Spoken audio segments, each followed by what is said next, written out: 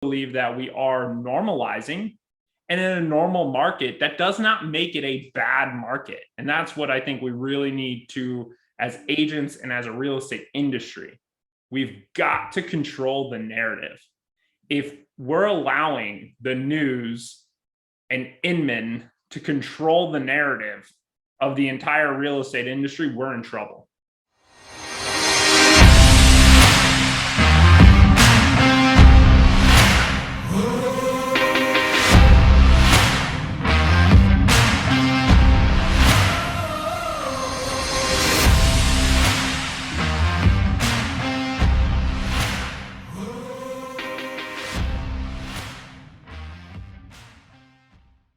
What's going on, guys? We are back here. It is a brand new year, and the year is literally almost over. We're right now in August. So much has happened. And I'm with my man, Mike Puma. Mike, what's going on, man? What's up? It's good to be back, my man. It's been too long. Oh, you know what?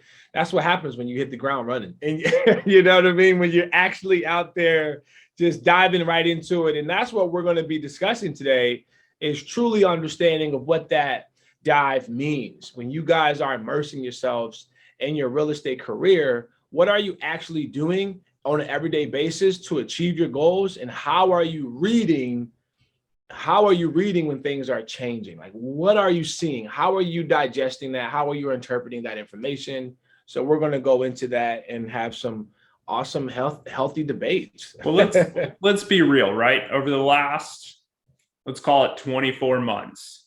Yeah. Part of the world has been in chaos. And the other part, the real estate part, has been in pure bliss, right?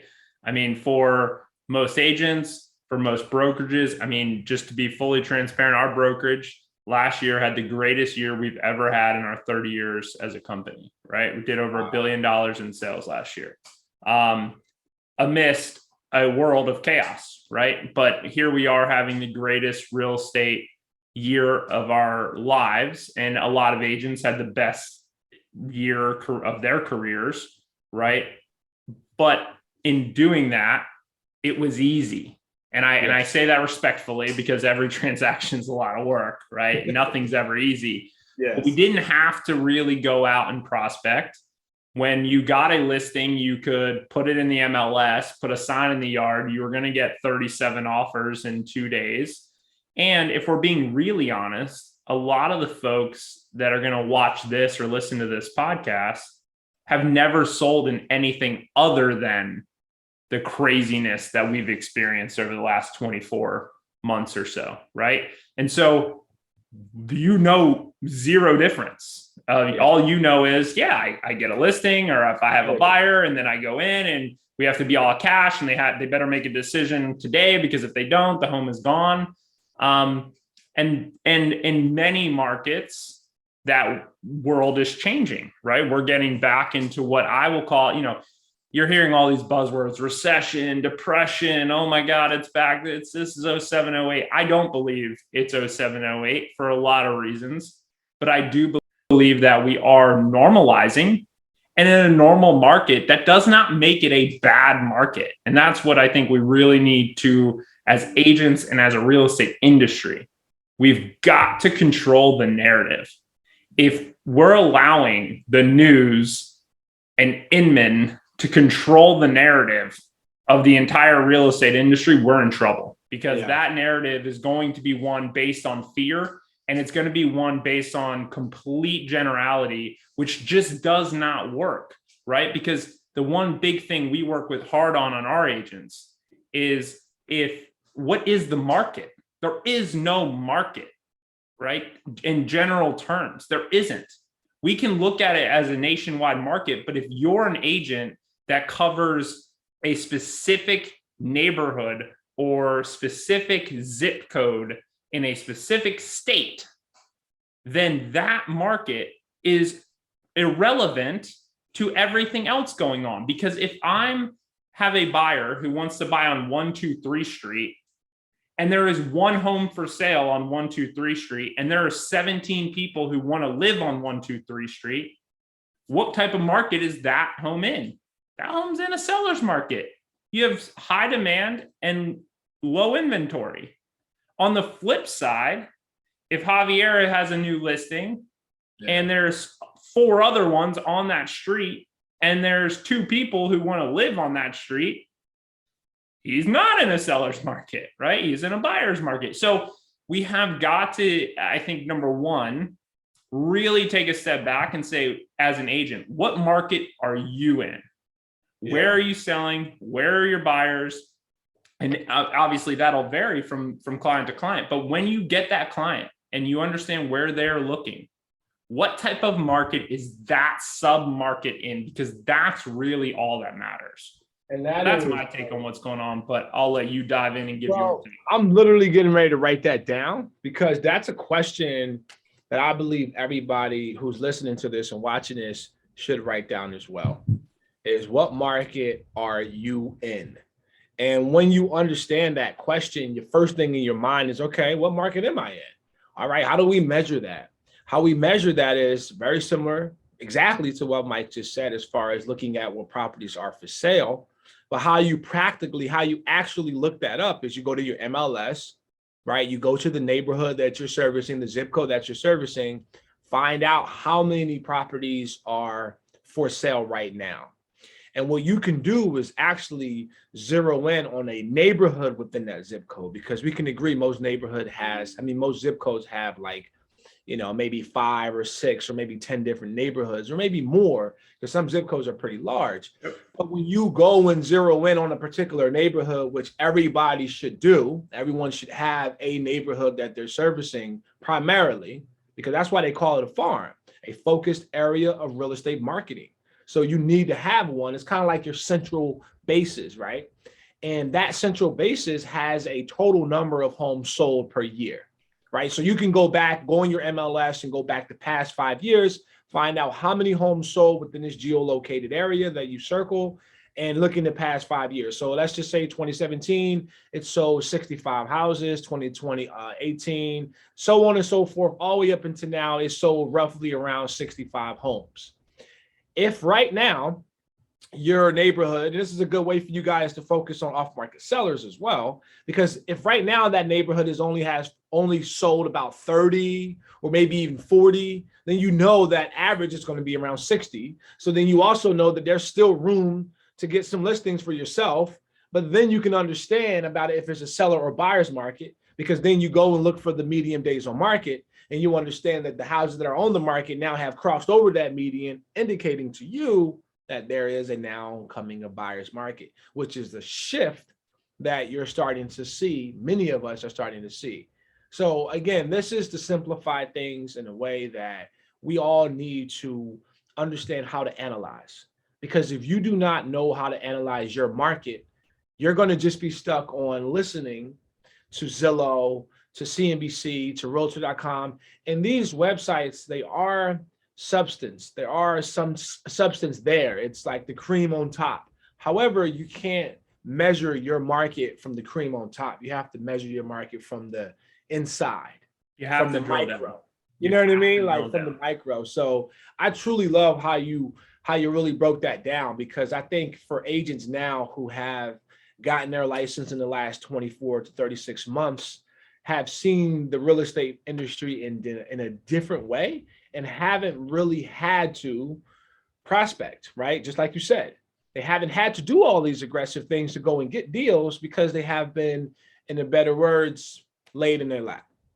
Now, what does that mean, right? So what does that mean? That means you're going to start hearing a lot of this terminology of a great exodus, a big exit, people leaving the industry, people deciding not to be in real estate, because now they're seeing that it's not so easy to get deals. They're seeing that people are asking and requiring more from you as an agent. They are now starting to see that, oh, I'm not going to just be able to do what I did the last 2 years or the last year to get business. I now have to go out and work. And unfortunately, this is where that shift is going to really affect us as realtors, because if we were not taught, if we were brought into a brokerage or into a team that didn't focus on that, we are now searching for that. Unfortunately, your team members are as well. And if they are now searching for it, they have no time to sit with you to show you things that they're now learning themselves or know how to do. And therefore, you may get lost in the sauce. And that's where you're going to find out this may not be the industry for you. But you're listening to this amazing podcast and you're watching. Listen, and we're going to hook you up. There is so much opportunity still out there. And I do believe we will see a mass exodus of agents in the market. I do believe we will see a lot of agents. Is that a good thing though, Mike? I do. I think it's a really good thing. I think it's a really good thing. I think it's needed. I think we needed a market reset in general, especially from an agent perspective, because I do think we've had, listen, we're as our brokerage, we're doing about 250 deals a month, right? So in that, we are interacting with 200 to 250 other agents a month. And some of those experiences are not good because those agents are not very good at what they do. They're not trained and they haven't had to work at it. And I think now what you're going to see is you're going to see all of that laziness play out in a way that is going to cause them to go get jobs and leave the industry. And I think for some markets, especially, that's needed. And I think it's a good thing. At the same time, if we're all sitting back really thinking about it, then this is the time where you can really hone in on your skills and you can get better at what you do and you treat yourself as a professional running a business, then there is a lot of market share to be gained. Let's remind people that in 07, 08, which I know a lot of you probably did not sell real estate in 07, 08, there were 4 million home sales still. So that means that 4 million people still had life happen. They were still buying and selling real estate. Yeah. The difference was there was less than 1 million agents at that time. Why? Because everyone left. So now we have 4 million home sales dispersed amongst around 1 million agents, right? And so the point being is raising the bar, basically. I mean, that's what it comes down to, is that you're going in, and we're seeing now a professional shift, which we need. I mean, I'm a huge advocate for raising the bar to become a realtor anyway. Because I feel as though that is part of the confidence factor, is that we don't truly take pride or understand what we bring to our market. A lot of us don't pick up the phone because we are afraid that we are coming off as solicitors or magazine salesmen or solar panel salesmen. Shout out to all the solar panels and magazine salesmen out there. I love you guys. However, we're realtors. We have a fiduciary duty to our community. And when we embody that, we take our job much more seriously than we do. Because just like you said, 250 transactions and dealing with agents who are just spoiled brats or really don't understand the seriousness of what we're doing here. We're not just sending DocuSigns and opening doors, guys. We're managing, we're helping, we're negotiating, we're balancing, we're doing a whole lot of things. And it's really a person's, depending on where you are in this country, largest asset. And I say that because there's parts in this country where they have many of assets. So it's like not the largest because it's a collective whole. Sure. But that is going to allow us to really stride into a different type of realtor image. And I love that you guys are spearheading that at C21. I mean, it's just, to me, listen, now more than ever as agents, it's time to take the advisor role, right? Get rid of the commission breath, get rid of the sales tactics. I think it's really important that we start storytelling and stop selling. We did a whole class on that the other day in our brokerage of just how important it is, because, I joke all the time, but like if a mailman, took a picture of a mailbox and made a post like just delivered the mail, we'd be like, all right, that's ridiculous. But that's exactly what most agents do as marketing, is we take a picture of a house and we're like, just listed, just sold, and that's it. That's what we get, right? And it's like, okay, great, you did your job, but like, where's the story? Where's the context? Because I know from being in the industry so long and being behind the scenes that there's a lot of hard work turmoil, emotions, all of these things in every transaction. I don't care how smooth the transaction goes. There is so much emotion involved in the transaction from you as the agent, and especially on that buyer or seller, right? Think about it. Anytime this is likely the largest financial transaction in their life. There is emotion there. So take a minute, understand that emotion, and tell the story, because now you're giving context. And as an agent, what are you really doing? You're demonstrating your expertise. You're demonstrating your ability to problem solve. You're demonstrating that this is far more than just a transaction and you collecting a check, right? You're demonstrating value, and you're giving a story that potentially someone else is going to read, who's going to either themselves be in that similar situation or know someone that was in that similar situation. And now who are they calling? You. Because they're like, oh, wait a minute. Yeah, dude, I was going through the same thing. My credit was 615 and I didn't know how to get it up, but Mike just sold that house and was able to get a client who up from 615 on their credit up to 700 and then was able to get them in a home. I'm calling Mike, right? But if I don't tell that story, there's nothing to relate to. That's so I'm jumping in on this because when what you're saying is you're basically instructing every agent that is watching and listening to this that when you put up a property for sale and you go ahead and do some marketing on social media, Instagram, TikTok, Twitter, or Facebook, you are now instructing and suggesting that they should add in a story and spend time to build up the context of that property, because not only is that going to help with the views for those of you looking for more social media engagement, but it allows people to now convict you of being a great agent for a particular scenario. And I use the word convict because in order to convict somebody of a crime, they need what?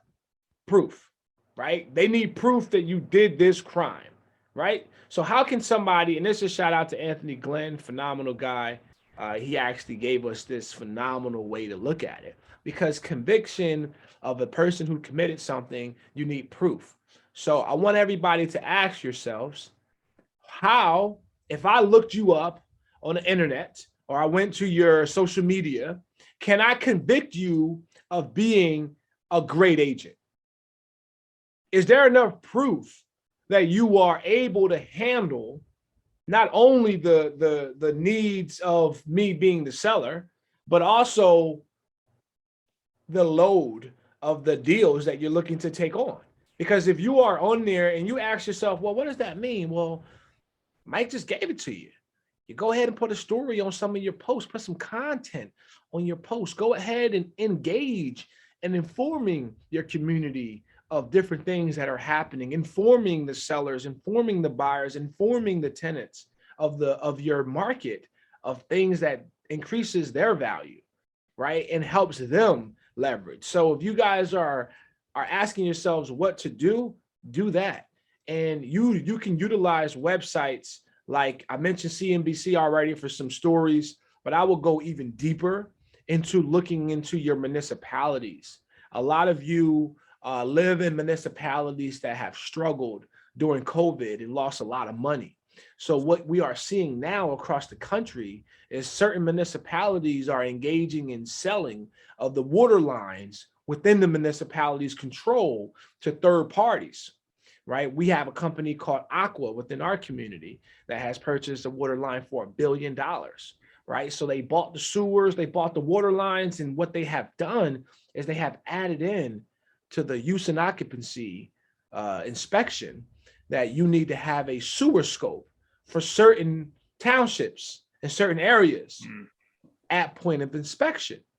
Now, I know some of y'all like, wait a minute, what is a UNO? A UNO is a use and occupancy inspection to allow a person to live and inhabit that home. Some of you may have things that are called COs, which is a certificate of occupancy. And I'm sure there's other names out there. But the fact remains that when you sell a piece of land or a property in your community, there typically is some kind of check by the municipality to verify that the house is safe, right? Yes. So that is what I'm speaking of.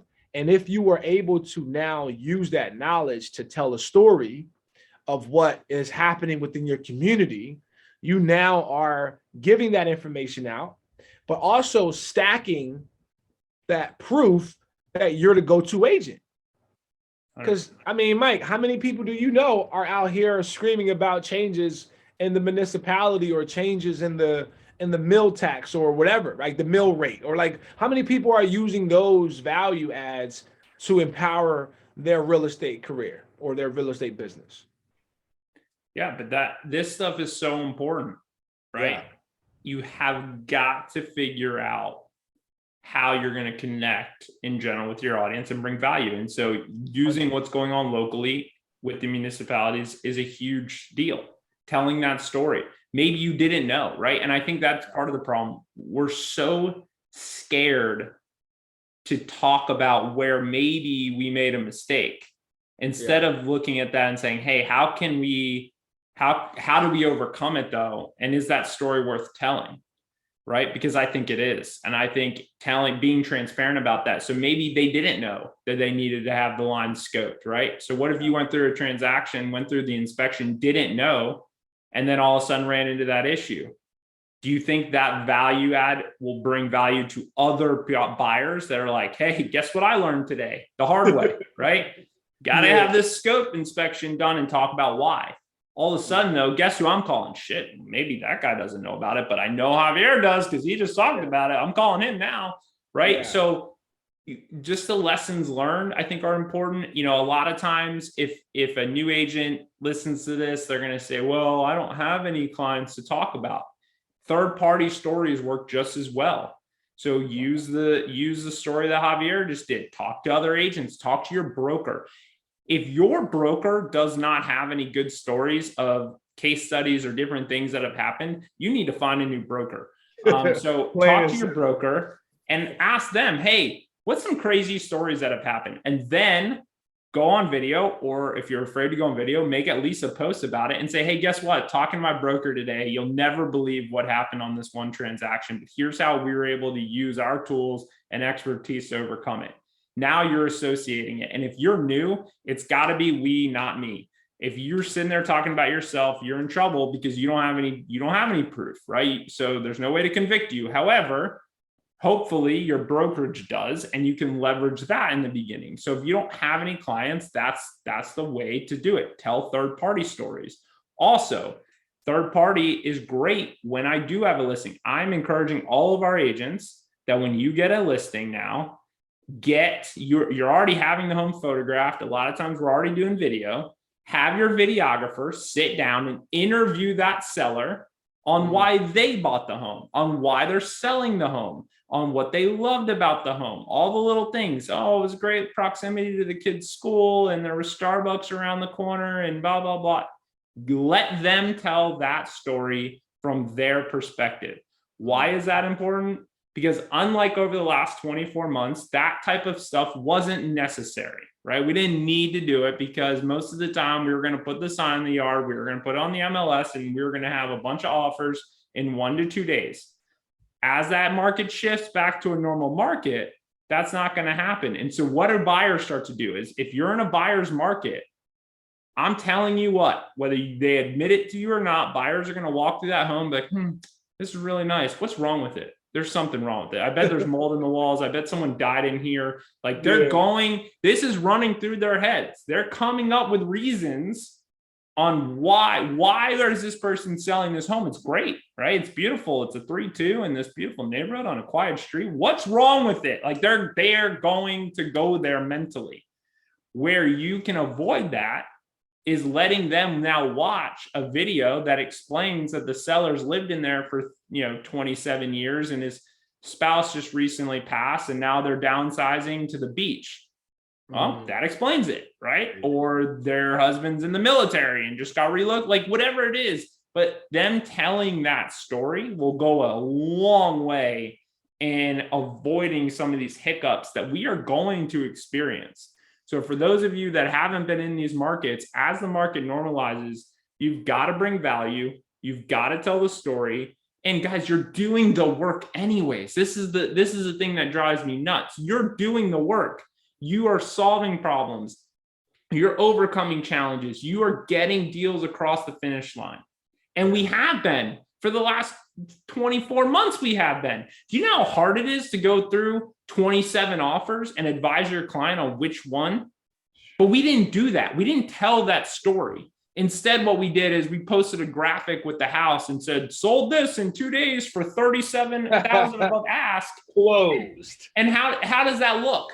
If to an outsider, if I'm watching that from outside the real estate industry, I'm like, great, they made a bunch of money. What a dickhead, right? Like that's literally what comes across my mind is like, it's selfish. There's no value add there.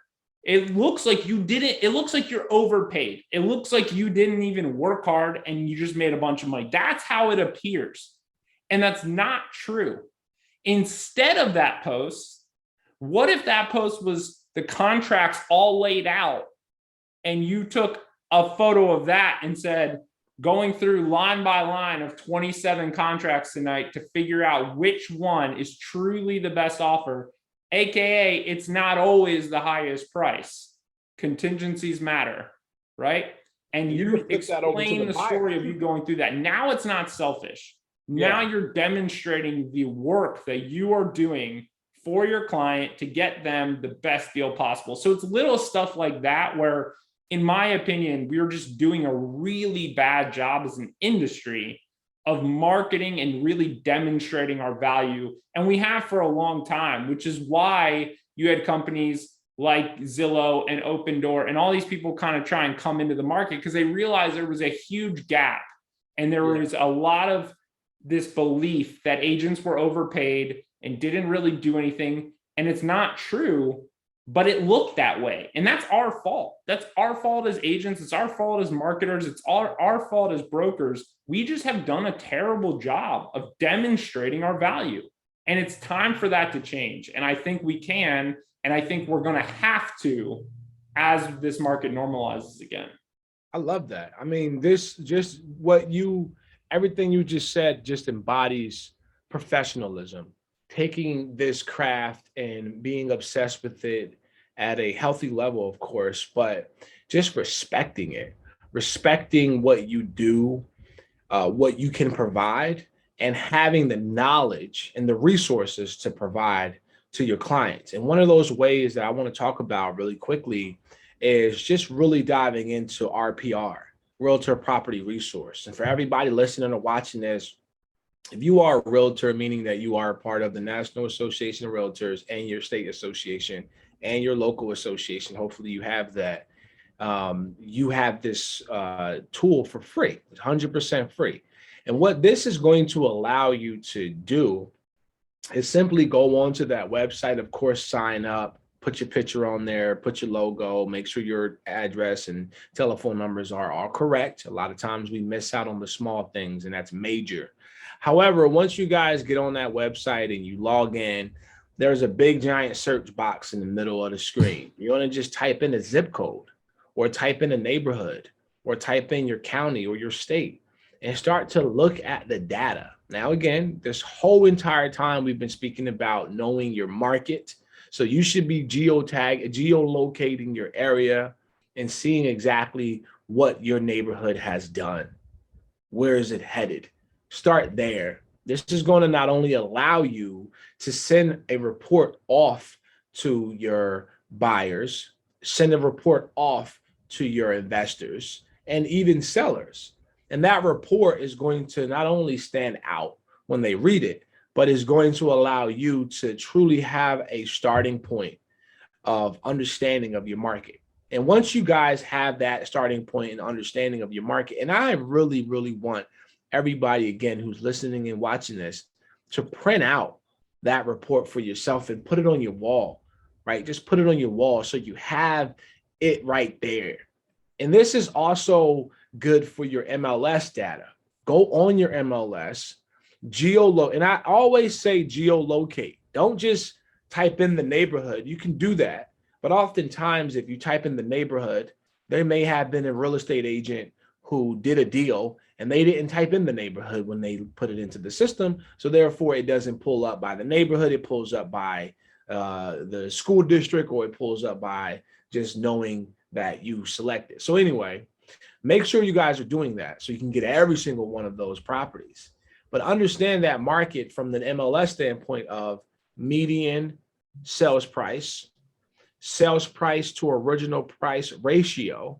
Okay, that ratio is going to really, really let you guys see from a percentage standpoint where you truly are.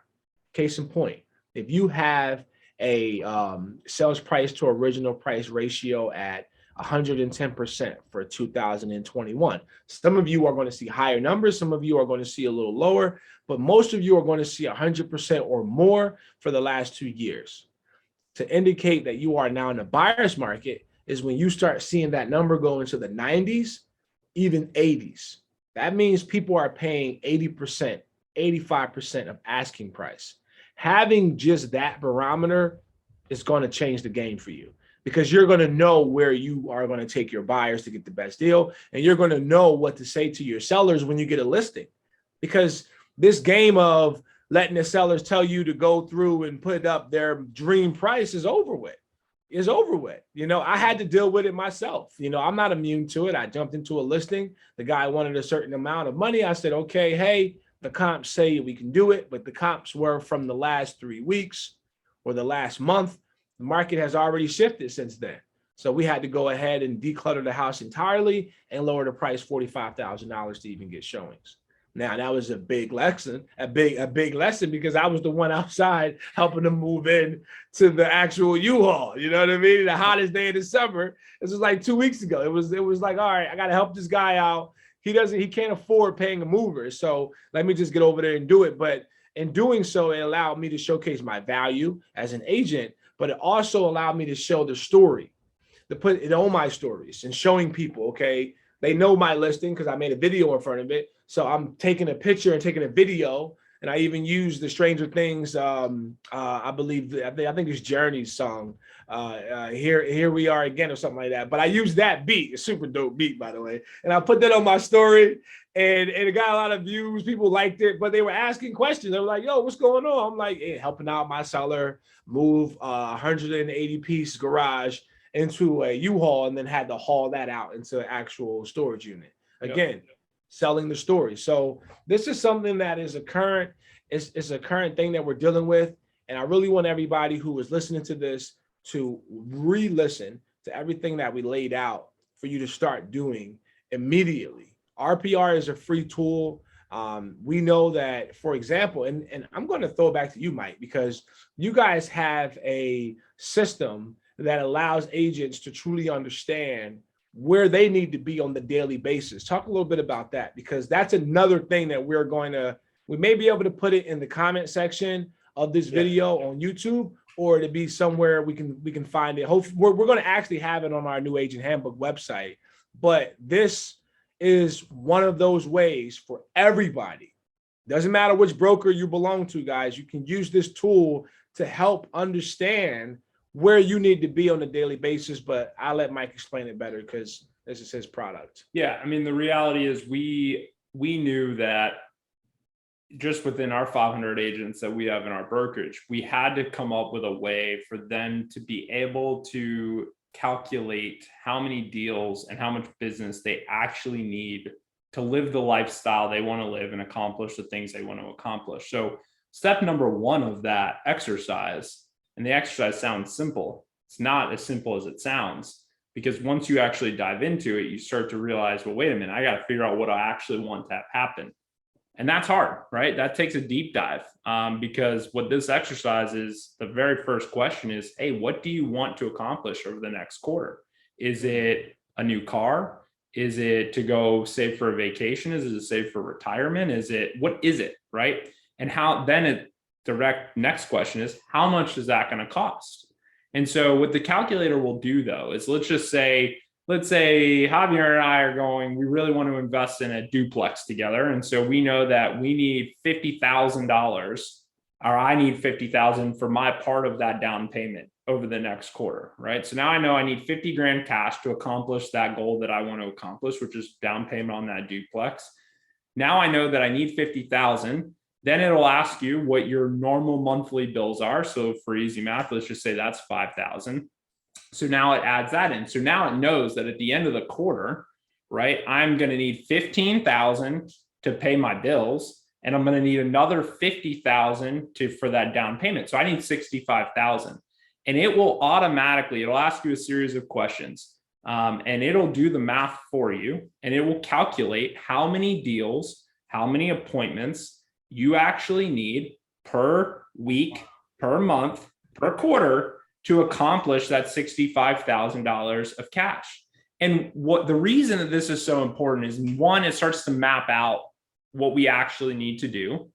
Number two, it actually makes you think about what you want to have happen and how much that's actually going to cost. And one of the most shocking things, at least within our brokerage, that has come out of it is most agents need far less business than they think they do. Right. And so when you, as an agent, wait. Yep. So you go, and this is why he explains it way better than I can, because what I just want to summarize what you just said, because what at the end of that, it was a bombshell, and I think that we need to really dive into that. I know we're not going to be here for too much longer, but you're saying that this system, and I haven't test driven it yet. I'm going to test drive it before we put it on our site, but I want to bring this to every single agent nationwide. I want everybody to use this because many of your brokers don't provide it, okay? But it literally allows you to put in exactly what you want to achieve within that quarter. It breaks it down for you so you see your everyday, so you can go and use that as a compass on your regular day, just in case you get distracted with social media or life. But every agent needs, they may not need as many deals as they think. And that's the thing right there, because we're all chasing this $1 million dream. And we're in reality, our goals may only need 6 or 8 or 10 or 12, but we're chasing 30, 40, 50 deals, but we only need 18 or 16 of those deals to live and to really be. I've experienced that myself personally, because I've always chased a higher and always been okay with where I have landed, and have never been into my true goal because I'm always setting really crazy goals for myself. But to say that to newer agents who are not hitting their goals based off of what they set in the beginning, because they always come out with, I mean, let's be honest, what do you hear from new agents when they first start? The 100 grand number, right? Everyone wants to make 100 grand. How do I make 100 grand? Right? You probably want to make 100 grand in a year. And literally my reply and default to that question is, why do you need the money? Right? Do you need 100 grand? Tell me what you're going to do with it, right? What's your monthly expenses? 4,000. What do you need? What do you need 10 grand a month for then? Like, tell me, like, what are you going to do with that extra $6,000? Because here's the reality. I try and say this in the kindest way I can. Yeah. If you do not have a need for that money or those deals, you will not get them. Let me say that one more time. If you do not have a need or a use for that money, you will not do them. You just won't. If you do not have a commitment to getting and accomplishing those deals, you will not do it. It is human nature. There are always outliers, but by and large, human nature will take over. You will quickly be able to justify why you're not doing what you need to do to hit that goal, and you will settle. And you can't fight it. Instead, the only solution is figuring out something that you can get committed to that actually requires that, or being satisfied with what you're actually doing, right? So if you say, hey, listen, at $70,000 a year, I pay my bills, I'm able to put a couple grand away, and it allows me the flexibility to coach my kids and do this and do the things that you love to do. Amazing. Then let's map to that. You're going to be committed to that. And that is easily accomplishable. right? We can get there and you're going to love it and you're going to be happy. But if you are not committed, if that's really what you want, but you're sitting there saying, oh no, I need 100 grand. No, you don't. You will not make that extra 30 grand. You won't.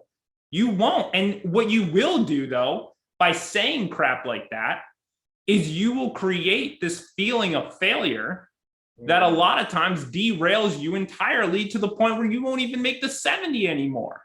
So I'm all for setting big goals. Yeah. But I also try and balance that by actual ambition. Like, what do you really want to have happen? Because I've said it before, the ambition coming out of your mouth has got to map to your behavior. And if those two do not align, you will not hit it. I don't care who you are or what the goal is. You will not hit it. It's crucial. So this tool was really built with that in mind. It was really built because I get asked all the time by new agents, what's your expectation of me as a brokerage? I have none. Zero. What's your expectation of yourself? Tell me that. Yes. And that's what I'm going to hold you accountable to. Boom. What purpose is there? Oh, well, I expect you to do 30 deals a year. Why? Yeah. There's no reason. So instead I say, what do you want to have happen? What's your goal? How much money do we want to make? Because if you tell me that you're going to be the most pumped person in the world, if you do 5 deals this year and make an extra 30 grand and can take your family on a badass vacation wherever they want, I'm pumped for you. Let's go get 5 deals. Yeah. We'll map that out, but you have to know that and you've got to be committed to it. Don't tell me that you want to do 30 deals, but really you only care about making enough money to go on the vacation, which 5 would have done because you're going to stop at 5. Absolutely. You are. Absolutely. And like that, and that's accountability at its finest, but it's more or less, if you use the word a number of times as far as mapping, which is the navigation. You know, I just went this morning to a for sale by owner that we gave a call to, and they allowed us to go to the property. It was an absentee. He's not living in the house any longer. So we gave him a call. He let us inside the house, took some pictures, getting a listing agreement signed today. But I needed the navigation to get there. I couldn't just jump in my car and just drive. I had to map it out. I had to make sure that I was able, because I-95, if anybody lives in the I-95 corridor, you know they always are doing construction, right? So they're doing major construction right before you get to the city of Philadelphia. So I had to take another route around that construction, but I had to leave my house an extra 15 minutes earlier to make sure I got to that appointment on time. So I had to map it out. But if I didn't have that knowledge, if I didn't have that information, I wouldn't have been able to make that decision. I would have just went down 95 and been stuck in traffic, right? So this literally has the exact thing to do with that tool.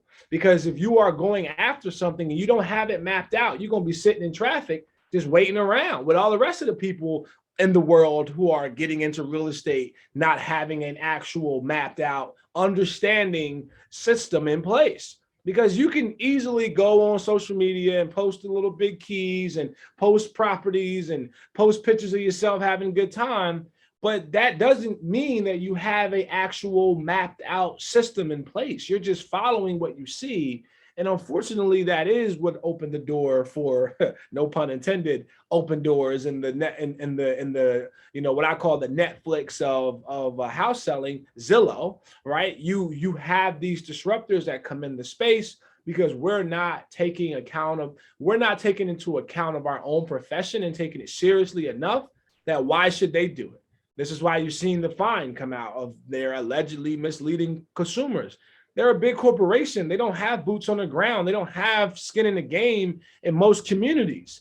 They may have a couple of representatives, but those representatives are hired by them and literally are not what we are. If you're listening to this and watching this, you are doing the exact thing that you need to be doing. And that's gaining knowledge and finding more respect for your industry, discovering that respect and learning how to utilize different things that we have set in place, such as this amazing tool that Mike has, such as RPR, such as the HUD Home Store. So listen, this has been a great start to our podcast, right? A great restart because we did a lot of episodes last year and now we're back at it.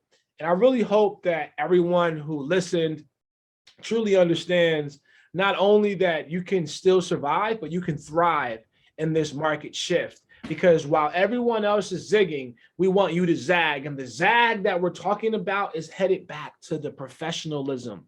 It's headed back to the putting in your reps, okay? Back to role playing on a daily basis, going back to doing yard sales for your community. Go to the municipality meetings, right? They have them twice a month or maybe once a week or whatever. Find that out.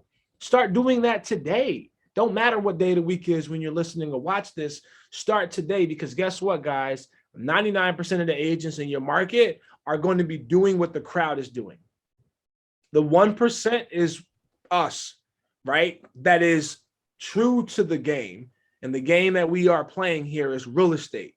This is not just an ordinary industry. This industry literally drives the force for a lot of our GDP, drives the force of our country. I mean, we had what, $69 billion of foreign money come into our country and buy real estate. So people are looking at real estate, especially in our country, as a safe haven, as a growth.